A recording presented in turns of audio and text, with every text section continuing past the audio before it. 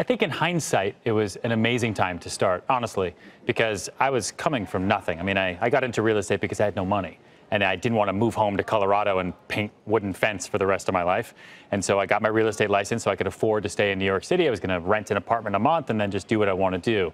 And so as every other real estate agent was getting out of the business because their lifestyle was here and the market was allowing them to live here, I was able to pick up the pieces. And that's sort of how I built my career and how I learned. But how did you start? Because you weren't a rich kid who grew up in New York who had a lot of wealthy friends. Unfortunately. You know, it's all about connections and knowing people. How did you just one day become a broker and meet people and get them to buy or sell their houses for them?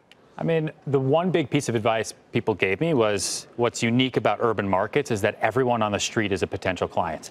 And I don't know if it was maybe just me being super naive. So did you just walk into a Starbucks or something? Or? Yeah, I would go into Starbucks on 49th and Madison, and I would try to find people, and I would ask them if they needed more space. I had nothing to lose. I mean, I was going to, go home? And the answer in New York is always yes, right? Yeah, or, they'd tell me to stop talking to them because it was weird. And I would try to find people walking out of Saks Fifth Avenue because our office was right there with more than 2 shopping bags. That was my cue. Maybe they could afford an apartment. Now, one of the big tips in this book for people who have to sell is to have a lot of balls up in the air. Yes. Balls in the air.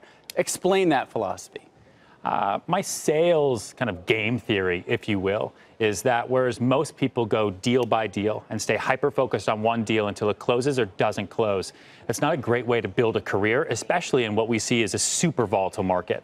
And so I've always tried to have as many deals or balls or clients in the air as possible and then figure out through that sales muscle and through that discipline, which I talk about in the book a lot, how to control that chaos. And that's how I've been able to do what I've been able to do, not being from New York. Are you better off pricing your property low and hoping to get a bidding war, or pricing it for the number you actually want to get? That's a good question, and I love that because I always, if I can, price low to create the market. New York City is a very unique place. People here are very greedy and they're very image conscious, and they want to be able to send their listing with that really high price to their friends and say, look how much my place is worth. But that listing price means nothing. It is a gray line. It is just a bait, right, for buyers to come through.